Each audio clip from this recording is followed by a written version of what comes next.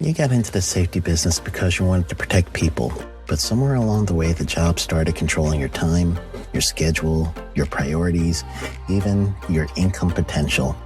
What if the expertise you've built over the years in the field can give you something more? More freedom, more control, more ownership of your future. I'm Sheldon Primus, the author of 7 Steps to Starting a Profitable Safety Consulting Business and the host of the Safety Consultant Podcast, with more than 350 episodes helping safety professionals become consultants and grow their career. Consulting changed my life. In fact, I'm a full-time RVer, and one consulting contract paid for my home I live in today. Now, I help safety professionals build their own consulting practice through bi-weekly coaching calls, accountability, and personal guidance. But this program isn't for everyone. Start with the Consultant Readiness Audit at sheldon.coach. What if everything we thought we knew about safety was just interference? From the host of the Rated R Safety Show and the founder of Safety FM comes the complete Signal Transmission Trilogy, now available in one powerful edition. Safety, in my opinion, the book that started the conversation. Safety Mutation, where the boundaries of culture, systems, and belief begin to break. And now, Safety Transmission, the final piece of the signal. For the first time, all 3 books are together in one volume. The Signal Transmission Trilogy, Complete Edition. This isn't just about compliance. It's about consciousness. It's about decoding the way we think, lead, and live, inside and outside the system. Whether you've been following the signal since the beginning or you're just now tuning in, this is the version to own. Search Signal Trilogy on Amazon or visit safetyfm.com to get your copy now.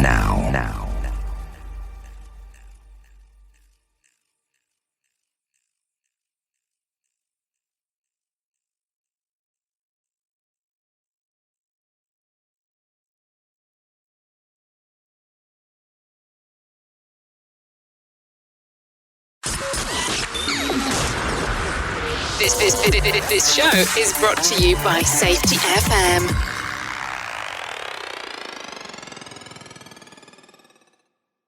The following program is rated for mature audiences. It may contain adult language, adult situations, and frank safety discussions.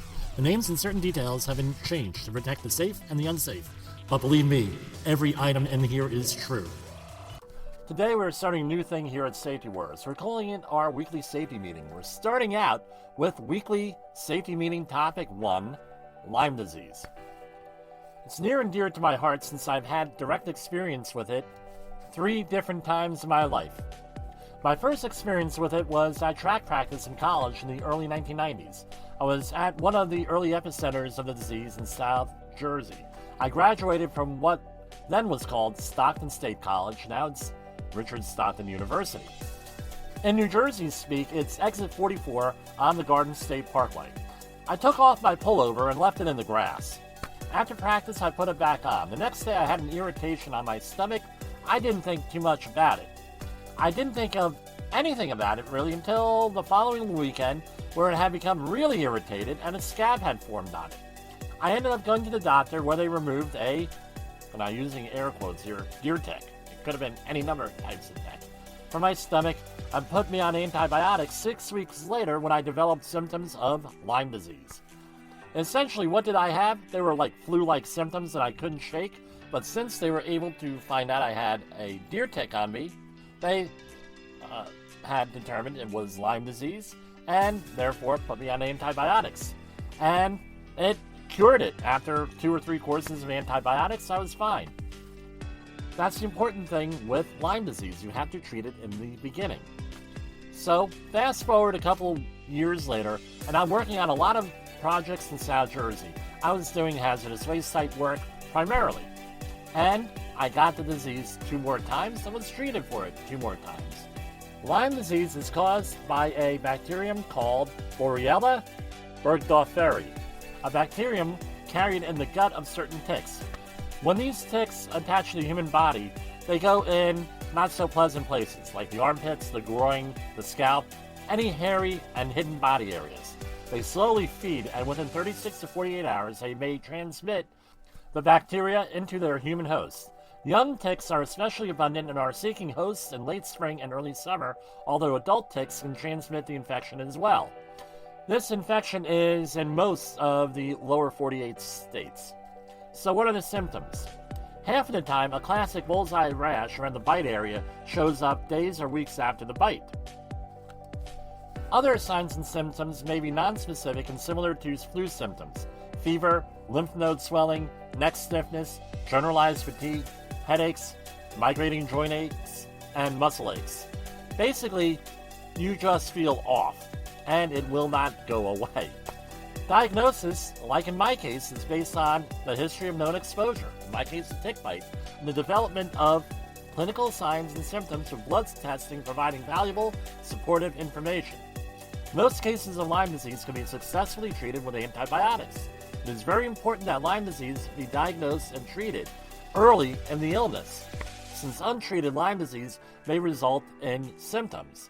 For example, arthritis, muscle pain, heart disease, brain and nerve disorders. These can be severe and disabling. I've also read a couple of cases where this illness was misdiagnosed as something else. So, what do you do about it? Let's apply our hierarchy of controls. Avoid tick habitats, but I don't think that's going to really be possible, so you're going to go down into PPE and administrative controls probably right off the bat. So, number one, wear light-colored clothing so it's easier to see ticks. Wearing long-sleeved shirts, tucking pant legs into socks or boots delays the ticks from attaching to the skin. Number two, wear high boots or closed shoes covering the entire foot. Wear a hat. Number three. Number four, use appropriate insect repellents. What you're able to tolerate. There's all different types of insect repellents out there. Showering and washing, drying clothes at high temperatures after outdoor exposure to try to get rid of the ticks and to kill them. And my favorite, do a careful body check for ticks. Prompt removal with tweezers and skin cleansing with antiseptic. Let's say you're in the workplace. If there's a tick removal, probably a medical evaluation documentation is appropriate, as well as training your workforce in the signs and symptoms of this illness. If it can be linked back to a workplace exposure, then it definitely is a workplace recordable injury and needs to go on that OSHA 300 log. If you need more information on Lyme disease, please visit the Centers for Disease Control website or other legitimate medical source. I don't think this illness is going away after 30 years, but it can be successfully treated and cured, especially if you address it as early as possible. For Safety Wars, this is Jim Polzel.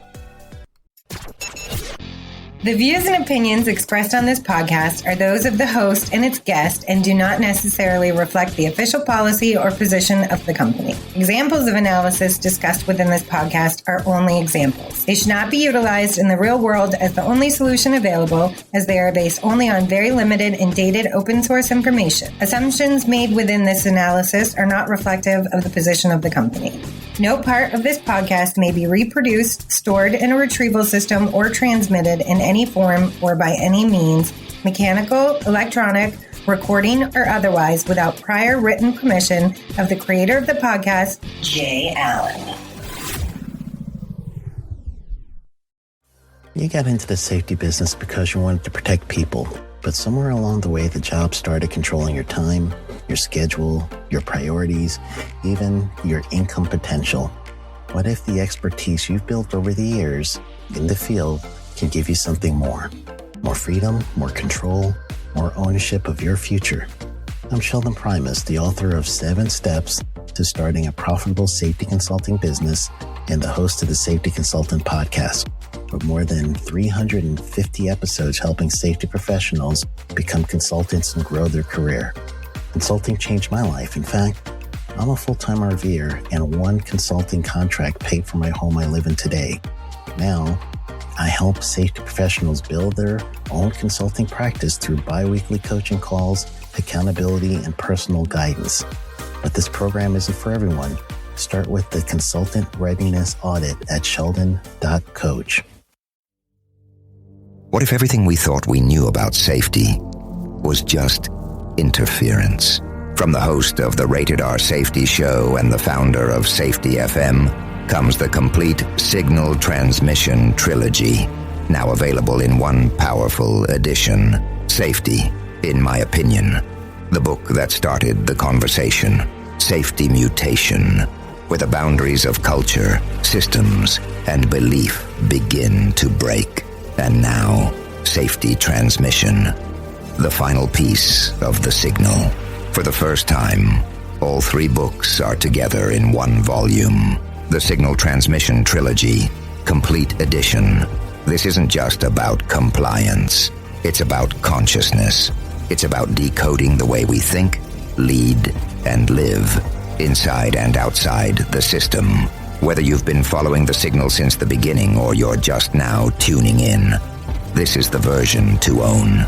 Search Signal Trilogy on Amazon or visit safetyfm.com to get your copy now.